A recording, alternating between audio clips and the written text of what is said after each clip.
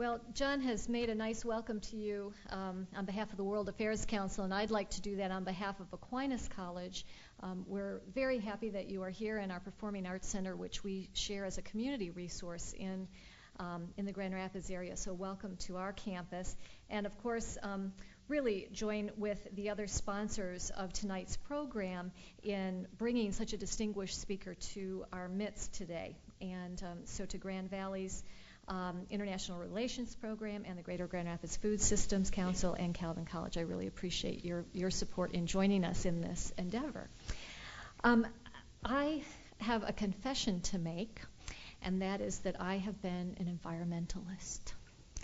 And environmentalists shied away from two issues, as I could see over the trajectory of that movement. One was energy, and that's sort of easy to understand, because it was very complex, still is, in terms of its regulatory framework and all that kind of thing. But the other thing that I think we really missed early on, and this is changing, was food. And I was reflecting on introducing our speaker tonight, and I thought, well, why is it that food sort of escaped our grasp? You think about it, you unpack it, and it has all these complex things around it. And I think what happened was it just seems so obvious and so basic to our being that we don't give it a second thought. And so tonight's speaker, I know, will give us that second thought, a third thought, and a great variety of insights into the most basic human right that we have, and that is to have a nourishing meal that gives us energy to sustain us for an active and productive day. Interesting, those of you who are Economist readers, I love that magazine. They just had an article about what it is about food that makes the human species. And it's not what we eat. We share the same food with a number of other species. But what does make us different is the fact that we cook our food. Give that a thought and think about a food system that incorporates not only the right foods, but the kinds of fuels that we need to cook that food and to make it healthy for us. Raj Patel has a long list of academic credentials. Loved visiting his website. He's an author, and there's quite a important collection of his accomplishments in your program tonight, so I won't reiterate that. But I thought that there's one particular thing that's really important for you to know. And when I'm teaching, I ask my students to get to know one another. Tell us something that your mother doesn't know about you. We lock the door and we share all kinds of secrets that will go unnamed here. I asked Raj to do the same thing, and he refused. Actually, he told me that everything that his mother knows is, she knows everything about him, basically. But what you need to know about Raj tonight is that he, in a former life, was a stage hypnotist. So if you feel yourself being glued to a refrigerator or acting like a chicken, which he said was some of the most fun, or his biggest accomplishment, which was convincing someone that they were Jesus, which would be quite an interesting observation here on Aquinas campus. I think we have quite a great presentation in store for us tonight. So without further ado, Raj, thank you for joining us tonight.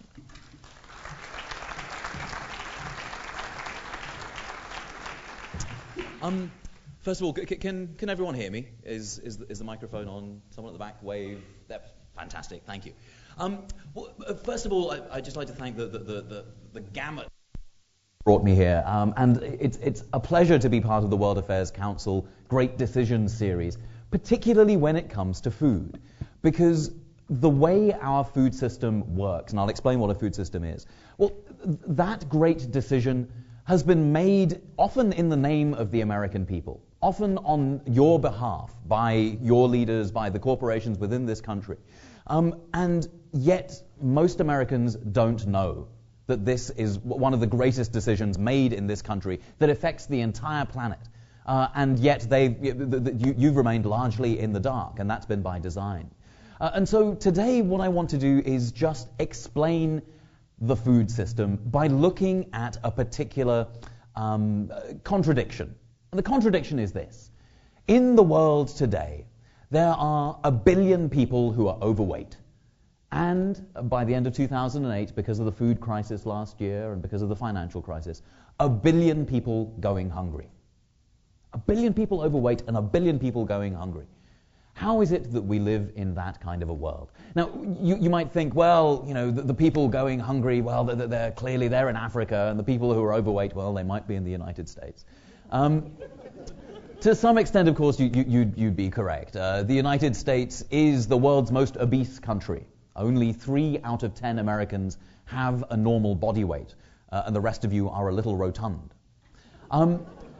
That said, of course, it's important to remember that if the figures come in as people expect, by the end of 2008, 40 million American citizens will, at some point during the year, have skipped a meal because they were too poor to be able to afford it, because they didn't know where that next meal was coming from.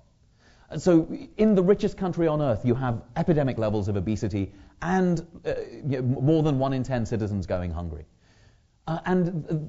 This contradiction between fat and thin, between hungry and overweight, is one that's global.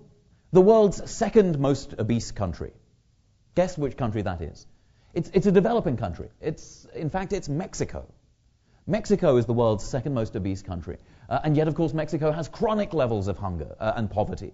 Now, what I want to do is to suggest that these outcomes of obesity and hunger are 2 sides of the same coin. In fact, they're 2 points on a continuum of poverty. If you're desperately poor, you can't afford any food. But if you're moderately poor, you only get to afford the bad, cheap food that eventually will cause a great deal of bodily harm.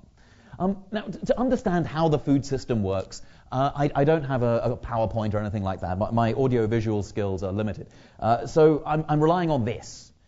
This is a Snickers bar, one of the most popular bars of chocolate in the United States, I'm told. Now, what's interesting about this bar is that it is, on the one hand, familiar. People buy this every day. And yet, on the other hand, it's a complete mystery. Because if you look at the back of this popular chocolate bar and look at the ingredients list, you'll see one mysterious ingredient after another. Actually, it's a sign of how disconnected we are from our food system that we have no idea what's in this bar of chocolate. Look at ingredient number 1, milk chocolate.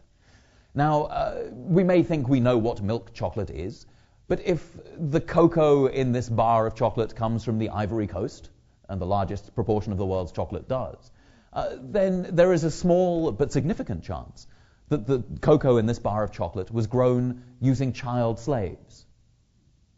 Now, we don't know that. And in fact, the ingredient that's even more mysterious than cocoa is ingredient number 6. It's called lecithin. Many of you will have seen it on things that you've eaten. It's in everything from this to ice cream to pretty much any food where there's fat and there's water. You'll find lecithin. Lecithin is an emulsifier. An emulsifier is something that keeps water and fat suspended together, otherwise they separate out. An emulsifier keeps them mixed up. And the reason to have an emulsifier is so that this bar of chocolate can remain shelf stable for a very long time without the water and the fat separating out. So that this bar of chocolate will be able to stay on the shelf for forever, practically.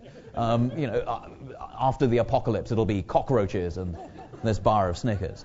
Now, it's interesting to think about lecithin because lecithin is there not for our benefit, but for the benefit of the corporation that makes this bar of chocolate. And it comes from an ingredient that we eat every day.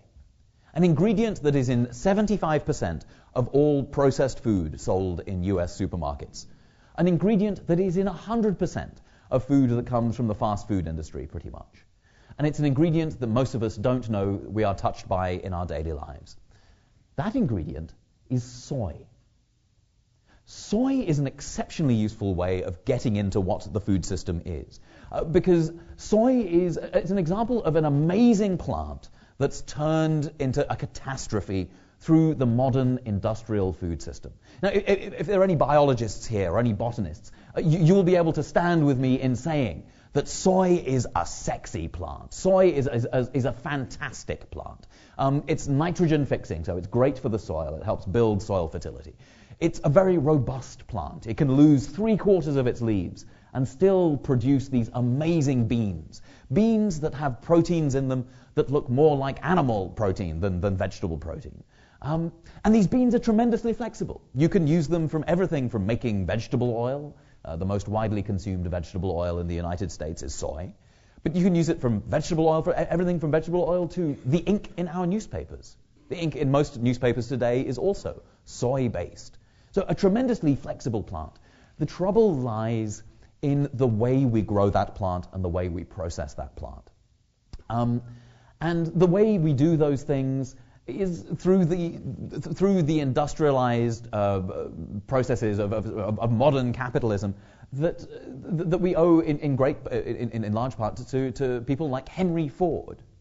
Now, I mention Henry Ford because Henry Ford loved soy. He thought soy was absolutely fantastic. He saw great potential in soy. And in 1935 in Dearborn, he held a soy party where he invited all his friends around and he sort of descended the marble staircase like Jesus. I hadn't hypnotized him. This was before my time. He sort of wandered through the crowd. And he was wearing this gorgeous cream suit. And he wandered through the crowd and he said, "Stroke my suit." This being Henry Ford's party, people did what they were told. So they stroked Henry Ford's suit. And it was as soft as down. And they said, "Well, Henry Ford, well done. That's a lovely soft suit you've got." And he said, "Yes, this suit is very soft and it is made entirely out of soy." And people, "Well done, Henry Ford. Very soft and made out of soy." "Yes, and this suit cost $40,000 to make, or in today's money, $500,000. And people, "Henry Ford, you're completely mad." And of course, if you listen to Henry Ford's vision for soy, you might think that he was a little bonkers. Henry Ford wanted to grow entire cars out of soy. His vision for the auto industry was that eventually the fields outside Dearborn would become literally soy car plants. Now, I mean, obviously it sounds mad to us, particularly since today we do not drive around in soy mobiles. And yet, it's important to remember that by the end of the 1930s, there were fully 2 bushels of soy already in every Ford motor car. The soy was already being used for everything from pigment to fiber in the tires to lacquer on the inside of the car. And although, of course, Ford's vision for growing these cars out of soy has failed, the techniques that he brought of specialization, of mechanization, of bringing industrial inputs to monoculture, those traditions are alive and well when it comes to food. And they wreak a terrible cost. Now, if the soy in this bar of chocolate doesn't come from the United States, then it will come from the world's largest soy exporter. It'll come from Brazil. And in Brazil, soy is a catastrophe. The largest single source of deforestation of the Amazon rainforest now is soy farming. Soy farmers are going in, cutting away the rainforest, planting these soy plantations where they're known as soy deserts. It's just row upon row upon row of genetically engineered soy. And in addition to the deforesting of the Amazon, there's a depletion of the groundwater underneath Brazil. And there's vast social costs as well. According to the International Labour Organization, in Brazil today, there are 40,000 slaves. 40,000 people living in modern conditions of slavery to produce biofuels, but also to produce the soy in this bar of chocolate. And so it's important to ask, well, who wins? Who benefits from this? Now, to some extent, there are large farmers in the Amazon who profit from being able to externalize the environmental costs of what they're doing and being able to profit from paying their workers nothing. But they're not the real winners here. I wanted to share with you who the real winners are. Now, if I were more sophisticated, I might have a PowerPoint. And in this PowerPoint, there would be just one slide, and the slide would be one from Stuffed and Starved, the book. And basically, all you have to do to see this slide in your mind's eye is imagine an hourglass, so something wide at the top, narrow in the middle, and wide at the bottom. Now, imagine at the top There are the millions of farmers around the world who grow our food for us every day. And at the bottom, the billions of people around the world who eat every day if we can. And in the middle, just a handful of corporations that are responsible for the transmission of food from the fields to our plates. Now, I mean, when I say a handful, I really do mean it. I mean, in every major commodity of international food, every major international food commodity, there's usually 5 or 6 companies that control more than 50% of the market. Just 5 or 6 companies controlling more than half the global market in any particular food. Now, of course, it's not the same companies. It depends on which commodity you're looking at. Tea, for example, is 90% controlled by one company. The world's tea supply is 90% controlled by Unilever. But in every major market, there's usually just a handful of corporations. In grain, for example, it's corporations like Archer Daniels Midland, Bunge, Cargill, Dreyfus. So you might not have heard of those companies. Well, Archer Daniels Midland you'll likely have heard of. They're the people who sponsor Fresh Air on NPR. Now, and of course, this is how they clean their consciences. Because it's, I mean, Archer Daniels Midland is a catastrophic company. And I'll give you some evidence to support that in a second. But it's important for us to ask, well, all right, maybe having just a handful of corporations works in our interest. I mean, after all, surely the idea behind a free market is that when corporations compete, you win. When you have corporations driving down the price, they compete against each other, and the winner is the consumer. Unfortunately, particularly in food, and particularly when you have an oligopoly, when you have just a few companies controlling the market, this is not the case. And in evidence, I wanted to give you the words of Duane Andreas. Duane Andreas, when he said this in '95, was the chairman of Archer Daniels Midland, one of the large corporations I mentioned before. And he has this to say about competition and the free market and consumers. He says, "The customer is our enemy, and the competitor is our friend. There is not one grain of anything in the world that is sold in a free market. Not one. The only place that you see free markets are in the speeches of politicians. And people who are not from the Midwest do not realize that this is a socialist country." It's an odd thing for a CEO of a Fortune 500 company to be saying. And certainly until recently, when I was giving this talk in the United States, I found it hard to convince Americans that they weren't actually living in a free market, but they were living in a market where the government used to give, is in the business of giving out billions to its favorite companies. Recently, it's become a lot easier to make that case. But of course, with agriculture, it's always been that way. I mean, the successive farm bills have been in the business of giving billions of dollars every year to the largest farm corporations and largest farmers. And so Duane Andreas, wasn't lying. He also wasn't lying about, customers being the enemy. Until recently, Archer Daniels Midland was guilty of the largest fraud in U.S. legal history.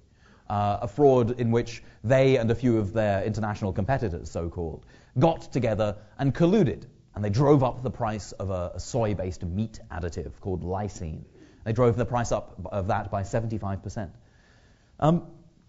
But in a sense, we shouldn't be surprised. We shouldn't be surprised that large corporations, once they have a big share of the market, will try and buy government. That they will bleat and moan and whine for handouts. They will wrap themselves in the flag and present themselves as the bastions of the people's interest. They will try and persuade government not to regulate them too tightly, not to spend money on inspectors that cover their products, that worry about food safety, that worry about a range of issues that now all of a sudden are coming back to bite us. We shouldn't be surprised by any of that, because any CEO that is not in the business of driving down costs and increasing profits for his shareholders will be fired. This is the rules of the game, obviously. I mean, we shouldn't be surprised that corporations commit capitalist acts. It's entirely part of the game. What we should be interested in, though, is why there are markets in food at all. And particularly international markets in food. Of course, there have always been sort of local markets in food. But global markets in food are historically very weird. The world's first global market in food was the global market in wheat. And the global market in wheat was only completed in the 1880s. We've only had global markets in food for 130 years, that's all. And so it's important to figure out, well, how do they come about? So the place that I want to urge you to think about is India. Now, India, before the British came, before markets were introduced, India was a feudal society. And what a feudal society is basically you have landlords and then you have peasants working on that land. And the peasants will produce the food, the landlord will take the food away and give back to the peasants only enough for them to survive and feed their families. And the landlord keeps everything else. It's a brutal, exploitative system. There's nothing good about it. There's a silver lining, which is that when crops fail, when there's a drought, when something bad happens, it's the landlord's responsibility to feed the peasant. It's called a moral economy, and it's the silver lining on a very brutal and exploitative system. So when the British came to India, they said to they saw Indians getting food handouts, and they said, no, you don't want a handout. You want markets. You want a hand up. What you need is to introduce markets in food and markets in labor. And when you do that, you'll find that your productivity will go through the roof. There'll be more food. You'll be producing more. Everyone will be happy. And the Indian feudal landlords said, no thanks. Actually, we're fine. Thanks very much.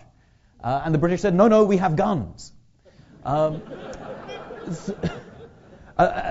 so often violently, these markets in grain were enforced in India. And to some extent, the British did not lie. Indian agricultural productivity did go through the roof.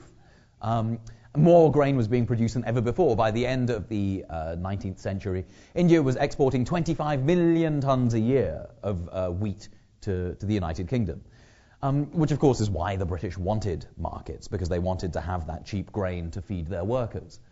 But when you introduce markets in food, you introduce two very simple rules. The first rule is that if you have money, you get to eat. And that's what the British discovered, as they were able to buy grain from halfway around the planet. The second rule is that if you don't have money, you starve. And so you had workers who were growing the wheat destined for Liverpool and Manchester, loading their bags of grain onto the trains and dying of hunger as they loaded those bags of grain. They died of hunger amid more food than their country had ever produced in its entire history per person. They died amid bags of grain. And the reason they died is not because of a shortage of food. Then, as now, the reason people die of hunger is not because of a shortage of food. We have enough food on the planet today to feed everyone 1.5 times over. The reason people died in India in the 19th century, as people die today, is because the way we distribute food is through the market, and the people who die are too poor to be able to afford it. And now, there isn't a figure that more accurately describes the horror of what happened in India than a statistic that the historian Mike Davis discovered. Here's the figure. Here's the statistic. In the 2,000 years before the British came to India, the 2 millennia of recorded history, there was a famine once every 120 years. So if you went in a time machine and you ended up in India in a year of famine, you would have to wait more than a century for the next famine to come around, on average. But after the British came, and after markets were imposed, and after India was producing more grain than ever before, there was a famine once every 4 years, with the regularity of an election cycle.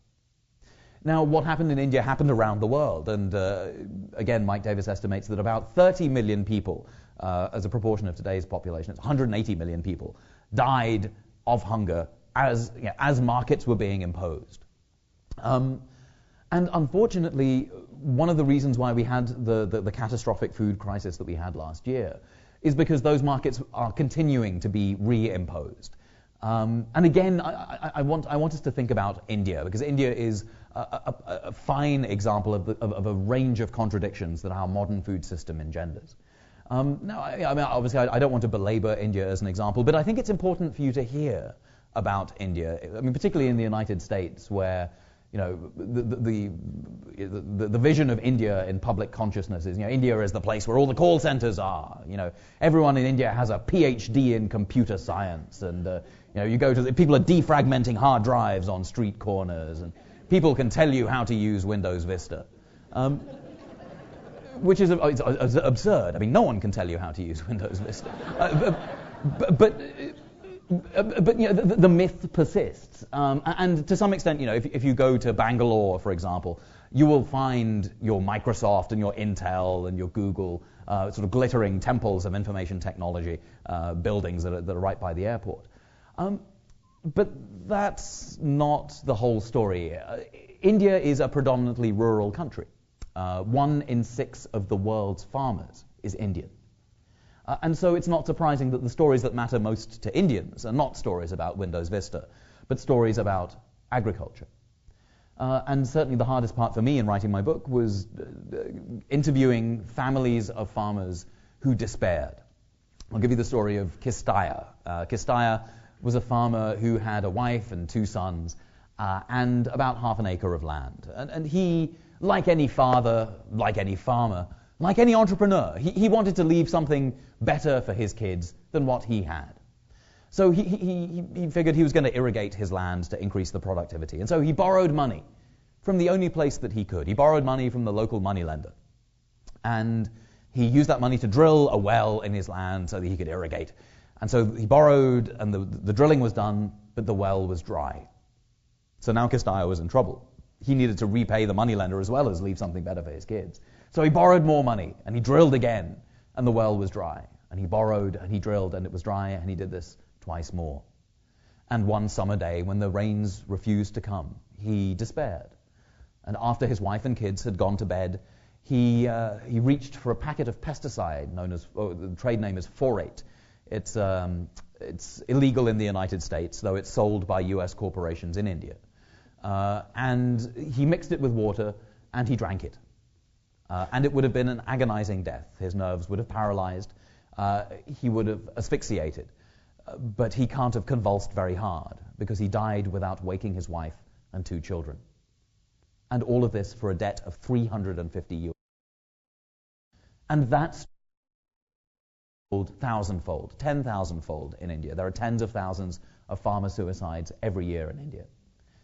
But you mustn't think that this is some sort of subcontinental thing. It's not just India where these suicides are happening. Look to Australia, for example, which is in the middle, and farmers are despairing there. In Britain, because of foot and mouth disease, farmers are losing their entire flock. And in every country where you see farmer suicides, the story is always the same. It's a story about farmers, particularly small independent farmers, who have borrowed money to the hilt to be able to stay on the land that's been in their families for generations. And all of a sudden, something will happen, something that in better times they'd have been able to deal with. Something like, a medical expense. Maybe the rains don't come. Maybe there's, a blight. Maybe something happens in the family and you need money. And all of a sudden, then, farmers face foreclosure. They face losing the land or the flock that's been in their families for generations. They face not only losing their assets, but losing their identity.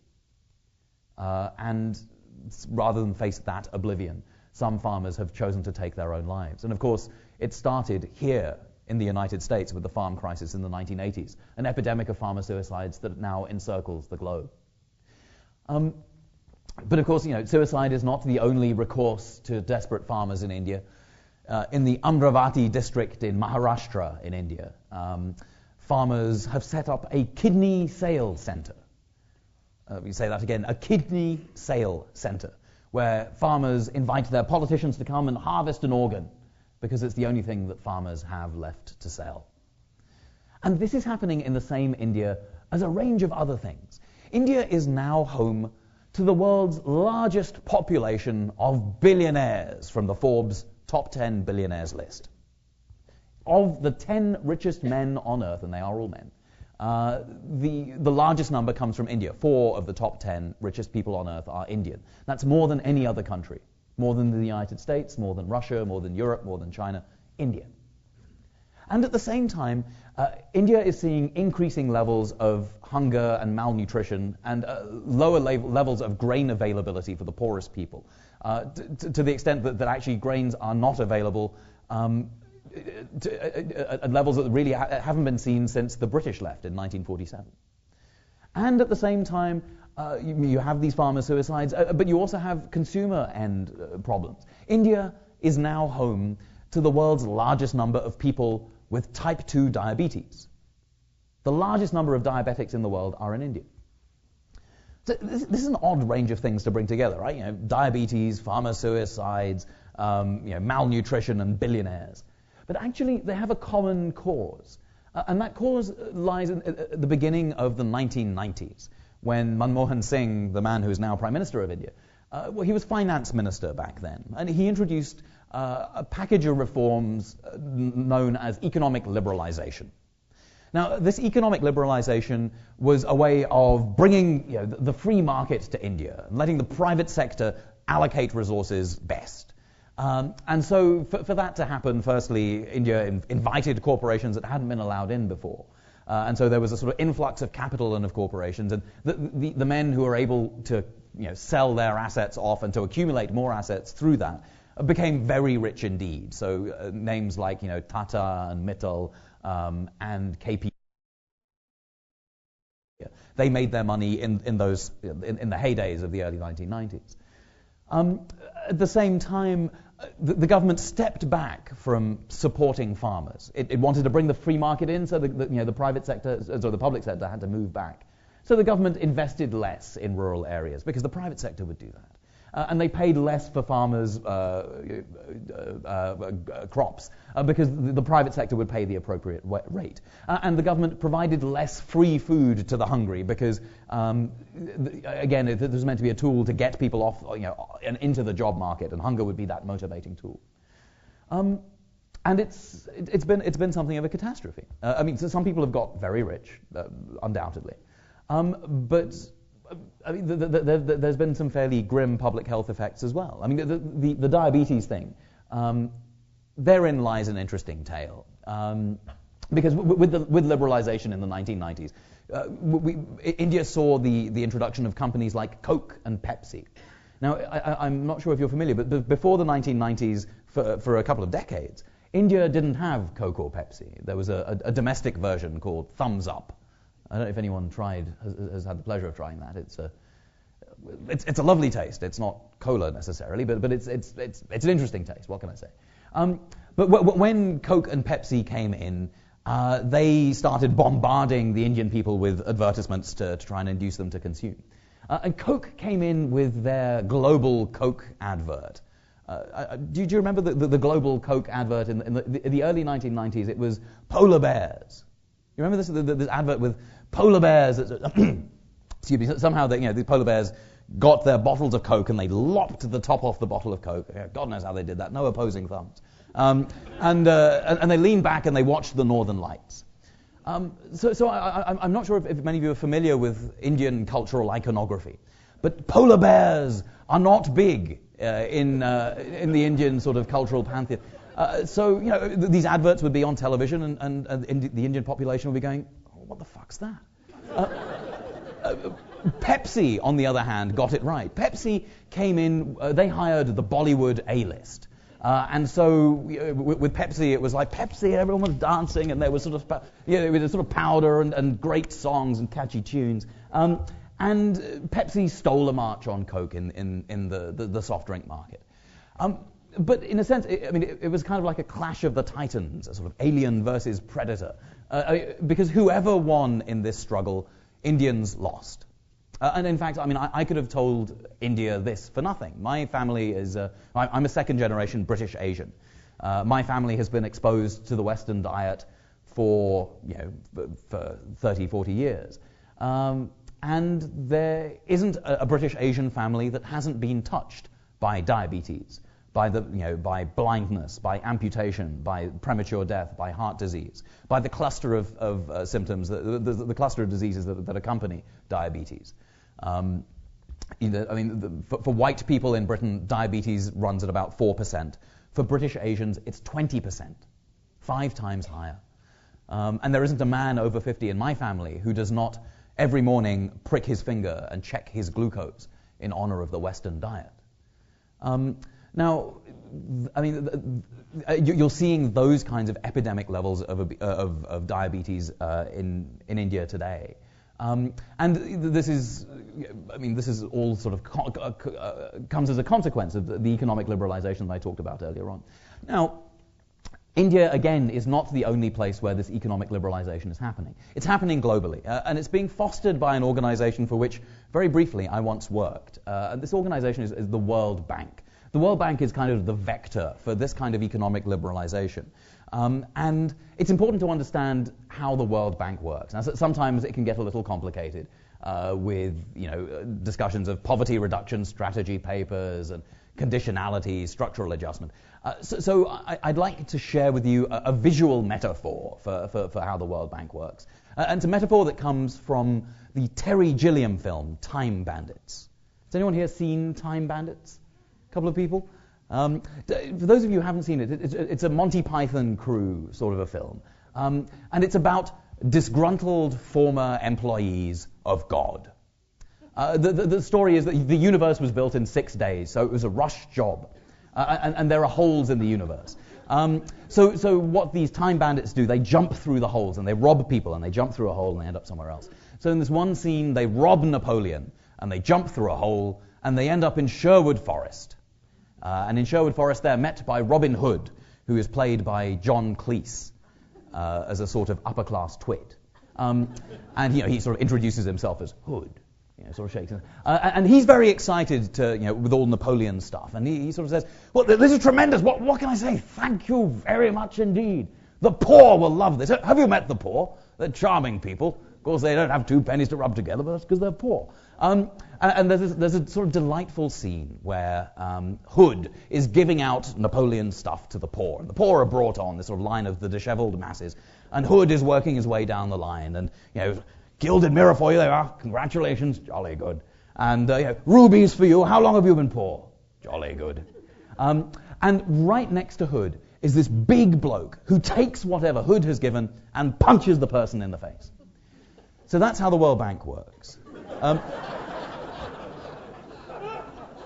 It's it's actually a frighteningly accurate image. When I was working for the World Bank, there's certainly a sort of a moment in the World Bank's sort of internal functioning where that's all about, have you met the poor? They love us. We had dinner with them yesterday. They think we're splendid. And in fact, the book that I was working on with the World Bank was called Voices of the Poor. Can anyone hear us? And it was a sort of long piece about how the World Bank could hear the voices of the poor because the World Bank's down with the poor. But of course, there's also this sort of moment of generosity of have a loan, go buy yourself something nice. But it is a loan, so it's always taken back. And the punch in the face comes from the imposition of the kind of economic doctrine that I was talking about earlier, this kind of economic liberalization idea. And it is sold, possibly in good faith. That if you bring the market to bear and if you bring sort of competition, then you will have efficient outcomes. But as we've already seen with food and with this idea of the hourglass, there is no free market in food. And so when you force countries to enter the free market in food, you're forcing them to compete on a very unlevel playing field. And if you want to see the consequences of this, look no further than Haiti. Haiti, certainly the poorest country in the Western Hemisphere. Haiti was, at the beginning of the 1980s, a country that grew the majority of its own rice. It had the climate, it had the knowledge, it had the water, it had everything. It could grow the majority of its own rice. But because 2 different US presidents were worried about socialism on that island, Ronald Reagan and Bill Clinton imposed World Bank, IMF structural adjustment loans on Haiti. That meant that Haitian farmers were no longer allowed to receive state support, that they had to compete on the open market and let the improving winds of free competition blow through their economy. The trouble is that there is no free market in rice. According to the Cato Institute, US rice farmers are subsidized to the tune of $1 billion a year. So Haitian rice farmers, who earn $2 a day and not allowed to have any subsidies, US rice farmers, $1 billion a year. It's not surprising that Haitian rice farmers read the market signals correctly. They realized that there's no way they could produce rice as cheap as American rice farmers could, and so they stopped producing rice. And so Haiti rapidly became dependent on rice imports, and today Haiti doesn't grow any of its own rice. Instead, you have a country that is entirely dependent on the international market in rice. So what happens when, as happened last year, the price of rice goes up by 15% in a day? Well, people starve. In the slums of Cité du Soleil, for example, people have been eating mud cakes, cakes made of clay and margarine and salt and water, that you eat, that burn all the way down, that suck the moisture from your mouth, but allow you to survive just a few more hours without food. And when there is rice, there were riots over those bags of rice. Riots over bags of rice that had the stars and stripes on them and the words, "Gift of the people of the United States." And these riots, we may have seen those riots on television. What we'll have seen is the burning tire in the road afterwards. But those riots were always politically very articulate. They were riots demanding not only food, but a government that could be held to account. A government that would be more responsive than the one that they'd been given, particularly in Haiti, after the Bush administration's coup in the early 2000s. This is all fairly bleak. If people have questions about the politics of food and the use of food as a weapon, we can certainly talk more about that. And I'm encouraging people to ask those kinds of questions, because it's important for people in the United States to know how your government uses food as a weapon. But I want to move in the last sort of 5-10 minutes to solutions. And I know that we might think that the thing to do is to go to a supermarket and to go to the aisle that says fair trade, and pick up something that's organic and shade grown and dolphin friendly and tuna compatible and sort of 100% locust based. But it's, and of course the minute you step into a supermarket, you are in the food system's ground zero. Supermarkets are the new giants of the food system. Walmart obviously is the sort of interesting example. Walmart is the world's largest grocer. It was responsible in better times for 2% of the U.S. gross domestic product, and it has the world's second largest computer after the Pentagon. Pentagon has the world's largest, and Walmart has computer number 2. That they use for data mining, to force farmers to compete against one another, but also to manipulate consumers. Though of course, Walmart is not the only company that manipulates consumers. Every supermarket, whether it's Whole Foods or whether it's Walmart, has a similar kind of structure. Supermarkets are there to make us consume more than we would like. So, for example, why is the milk always at the back in a supermarket? It's because it's the single item we are most often in supermarkets to buy. And so there's a golden triangle between the entrance and the milk and the checkout. And corporations bid to have their product facing us at eye level as we go from the door to the milk to the checkout. If they're going for our kids, they bid to have those products facing them at cart level as we drive through. The smell in supermarkets is also manipulated. When I was growing up, supermarkets didn't have bakeries in them. But today, most supermarkets, and particularly most new supermarkets, do have bakeries in them. Why? Because, it's not because supermarkets are making money by selling bread. It's because they've discovered that the smell of baking bread makes you buy more stuff. And supermarkets that are not big enough to have bakeries will just add the smell into the air conditioning system. And yet, of course, we keep coming back to supermarkets. Why? Because they are convenient.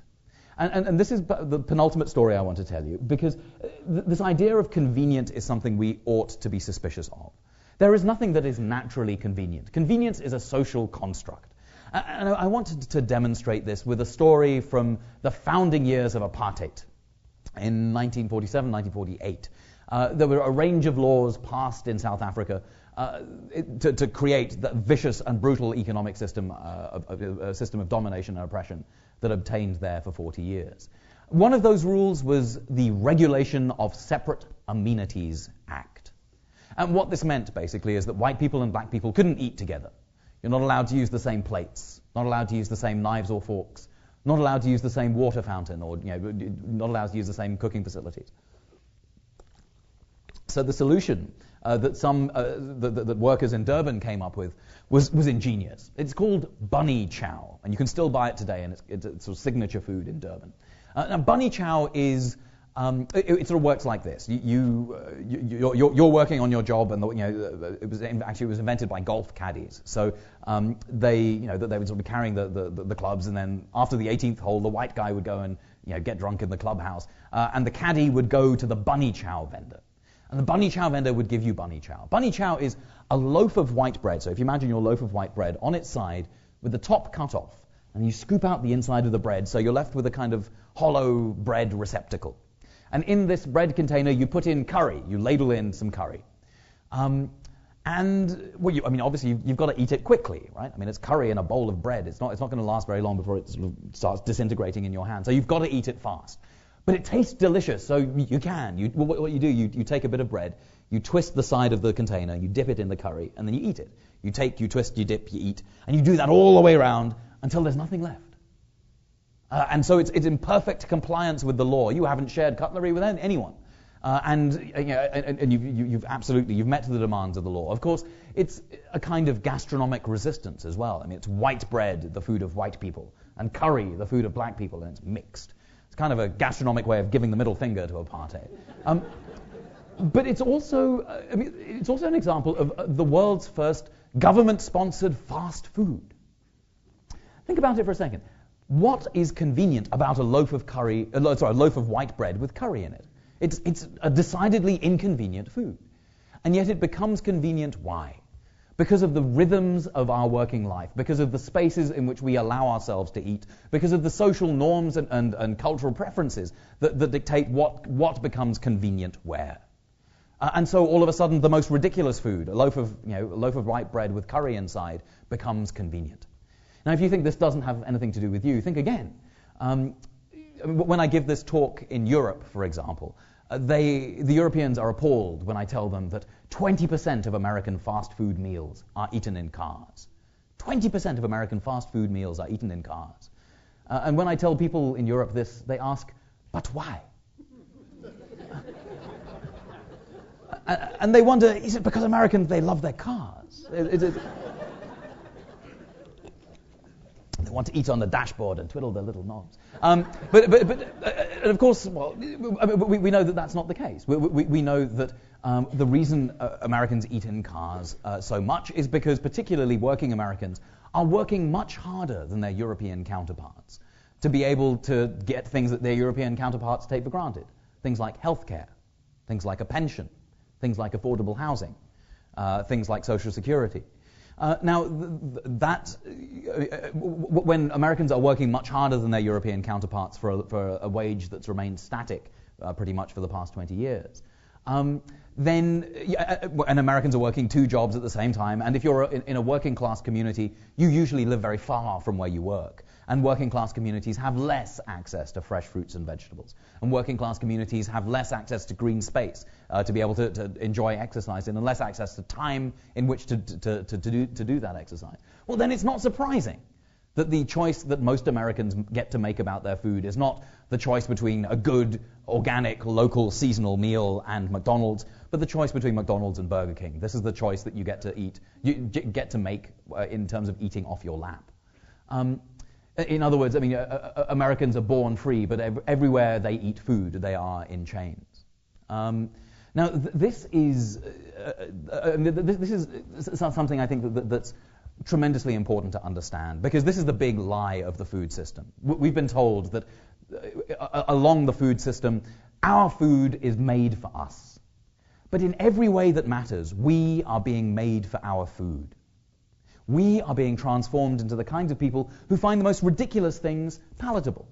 I mean, if you'd read this list of ingredients off to your great-grandparents, for example, they'd have thought you were insane to be eating something like this.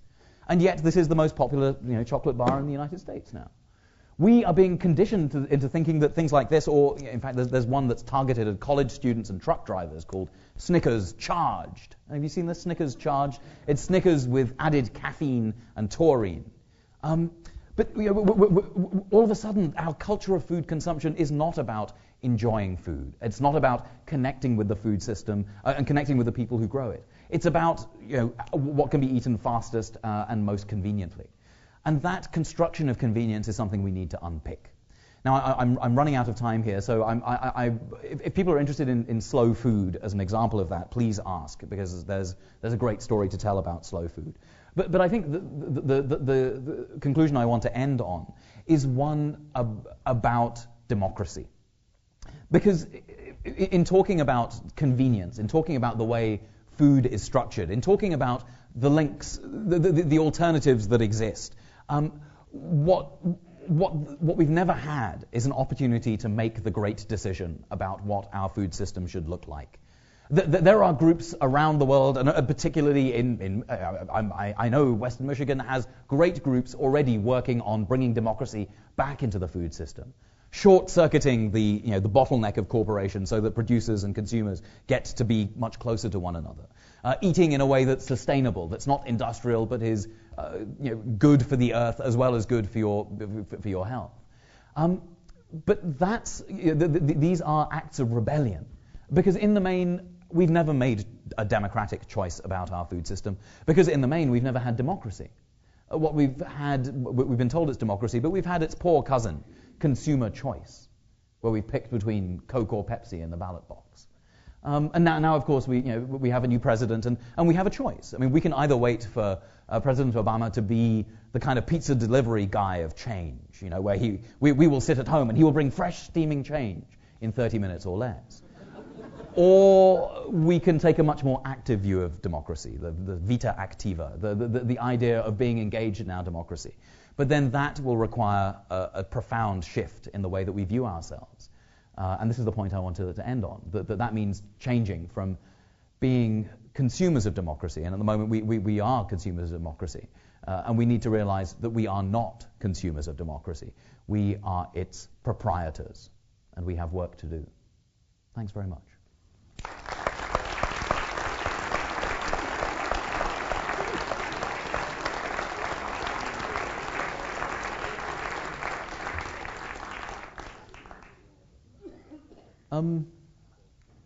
Great. Excellent.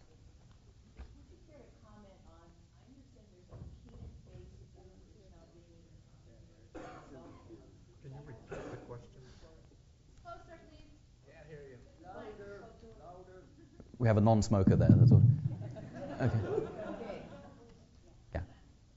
Would you care to comment Great. on the peanut butter-based food that's being used in Africa to feed children? There's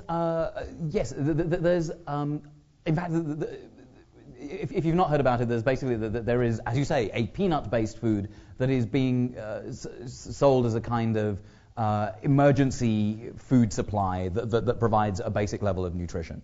And in an emergency, that's great. It's important that kids get basic nutrition. The trouble with that, and with pretty much every other kind of magic bullet solution, is that there is no magic bullet for hunger.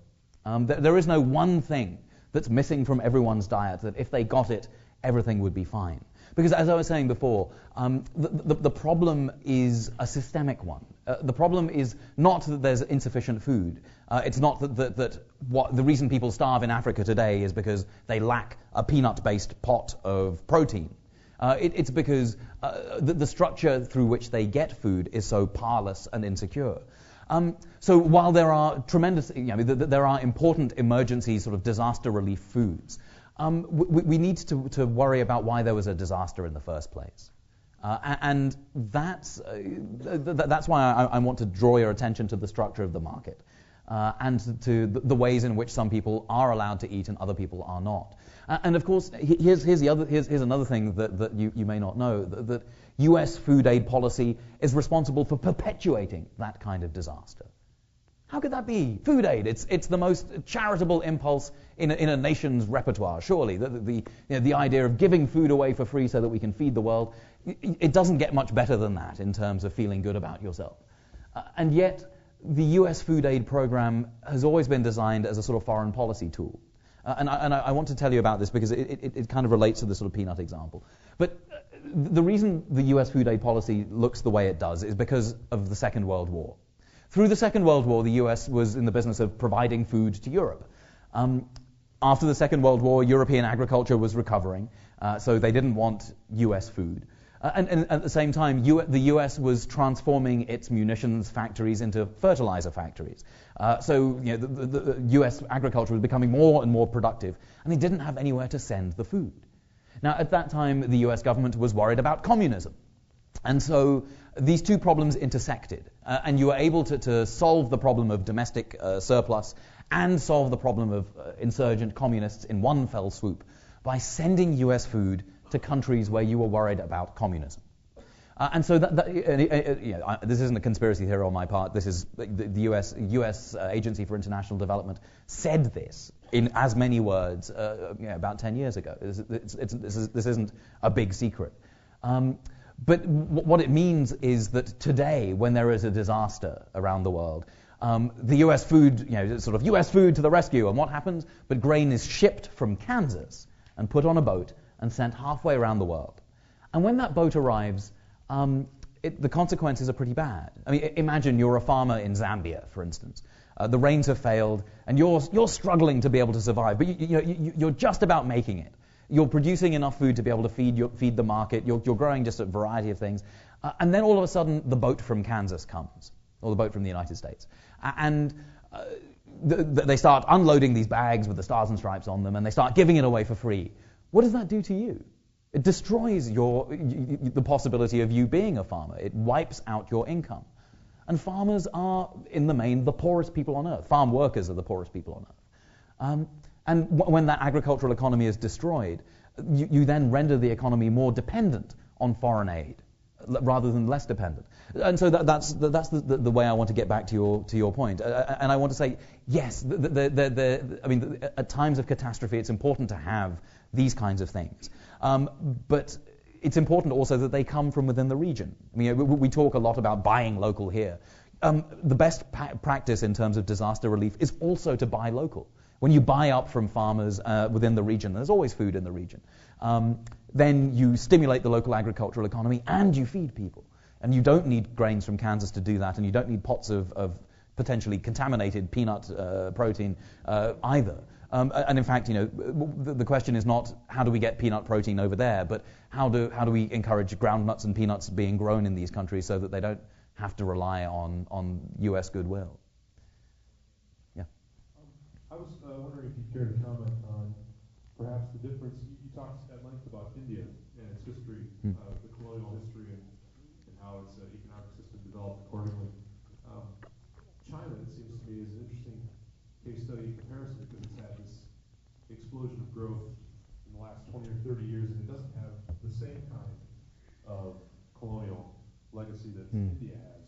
And there's been, just from what I understand anyway, a dramatic change in the fates of the rural poor in China. Could you just comment on maybe what the difference was there? Yeah, no, that's a wonderful question. Thank you. Well, I mean, it's certainly the case that. Let's go back to the 19th century just for a second, because there's an interesting story there. I mean, obviously, the tea trade was part of the sort of British colonial enterprise, and India was colonized, and so that's how the tea got from India to the United Kingdom. China was not colonized, and so the British had to trade with China. So what did they trade for the tea in China? They traded opium. And the British forced the Chinese to accept opium in exchange for tea. And when the Chinese said, actually, we're fine, it's causing trouble, can we have... The British sent gunships to enforce the trade in opium. And this is a stain in the Chinese historical memory about the Opium Wars and about the ignominious defeat that the British were able to mete out. But the interesting foundation for China's agricultural success, and some would argue China's industrial success, lies in something that happened in China that didn't happen in India in the 1930s and 1940s, and that's land reform. Land reform is one of the best technologies for increasing agricultural productivity and also for providing an equitable base from which an economy can recover and grow. Now, you may think, well, China was communist, we couldn't possibly replicate that. But look to the most successful economies in East Asia and Southeast Asia. Economies like South Korea, Taiwan, and Japan. All three of those countries had systematic land reform, and they had it because the United States government was worried that if they didn't have land reform, they would go communist like the Chinese.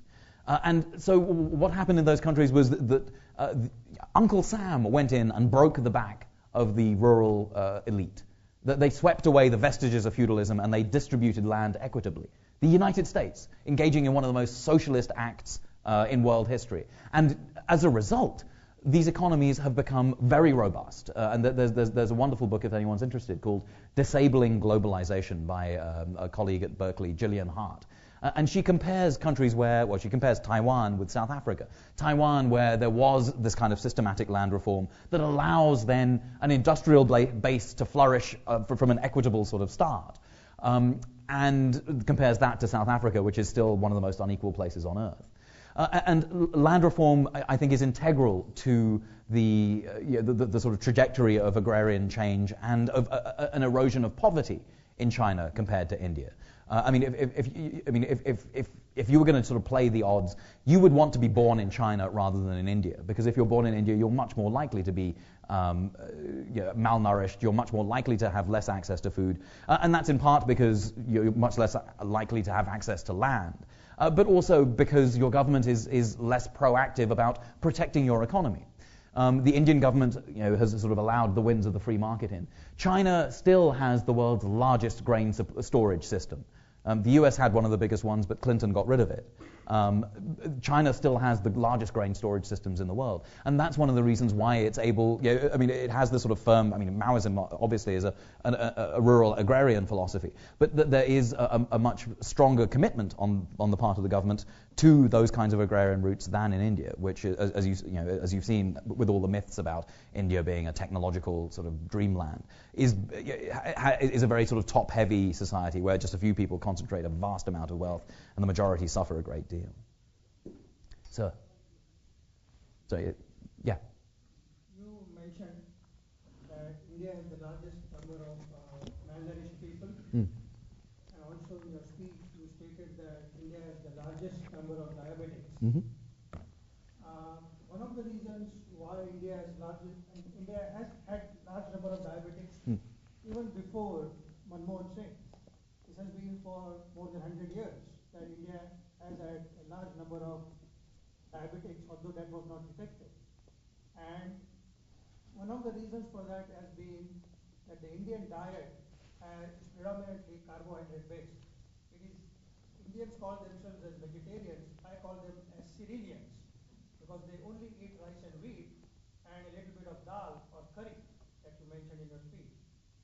And if you see the Indians that have traveled as a part of the Indian diaspora in Africa or Britain or even in India, what do? They go to Indian restaurants where they eat buffets, which have naans and rice and the same food that they eat in India. And they have not shifted to the protein-based diet, and that's one of the reasons in the last 50 years India has never won a gold medal in the Olympics.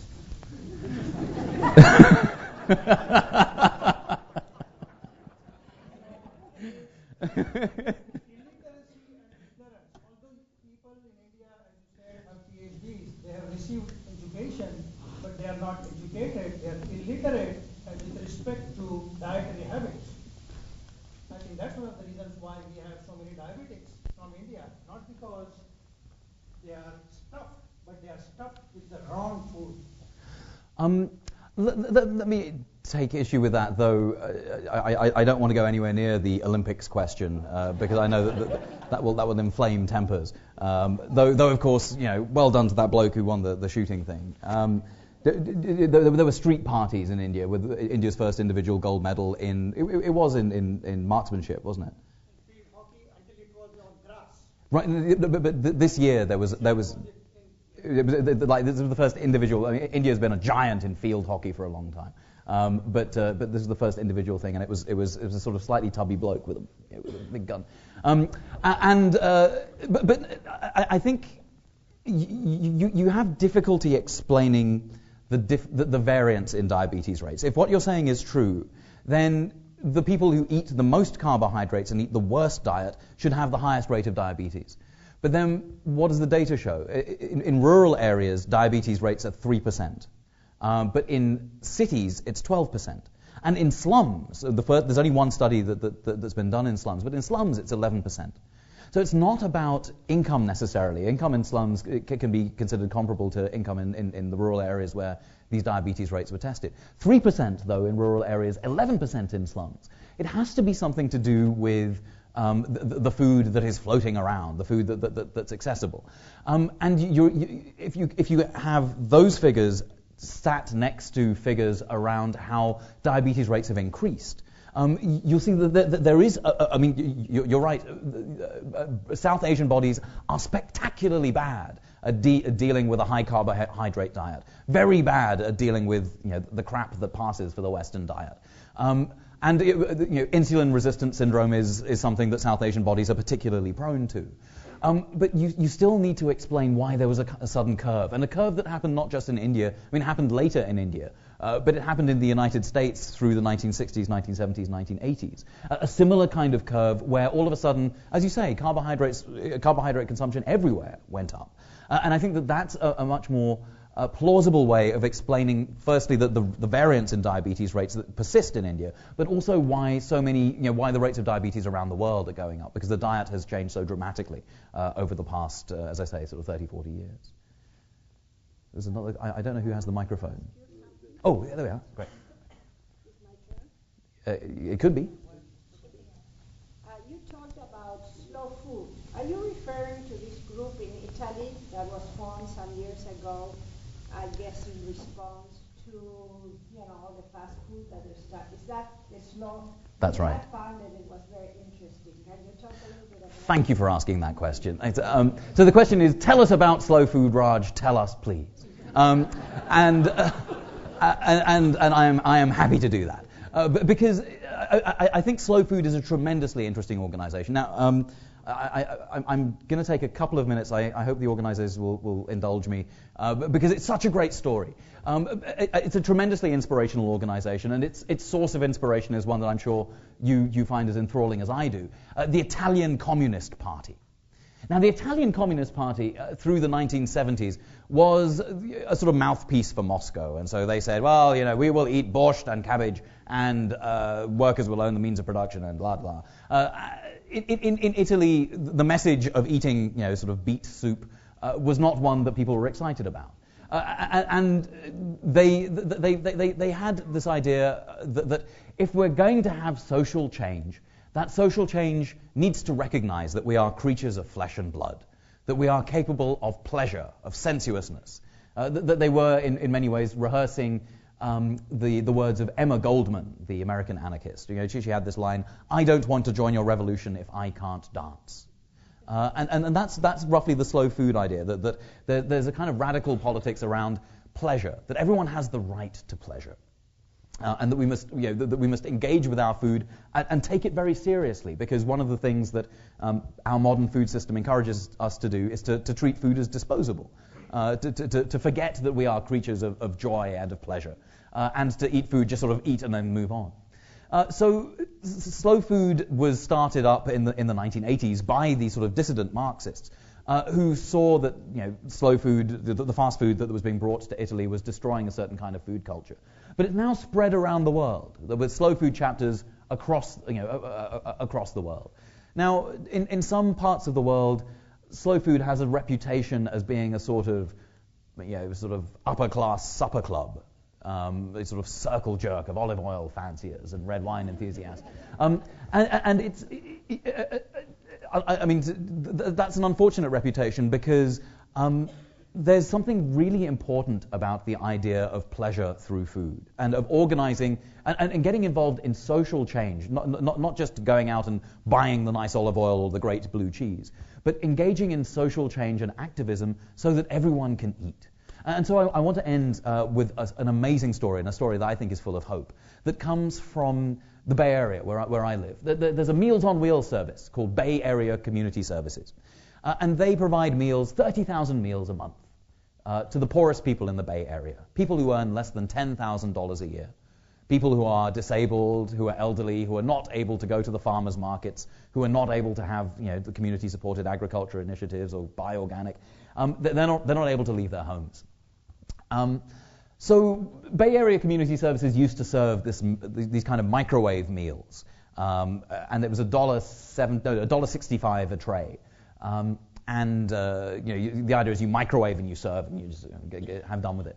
But they decided to move to a farm-to-table meal, a meal that comes within 250 miles of West Oakland, which is where they serve their meals. And so they shift to this other kind of rich, local, seasonal, healthy, fresh food. The cost per tray of ingredients goes up by 5 cents. So it's only 5 cents more. It used to be $1.65, now it's $1.70 per meal. Of course, labor costs go up much higher because to actually prepare a good meal costs more than just microwaving it. But here's the interesting thing. With these meals comes a little envelope. Bay Area Community Services is a non-profit, and they ask if you can spare some change. We know you're hard up, these are tough times, but if you can spare anything, we'd be grateful. No pressure.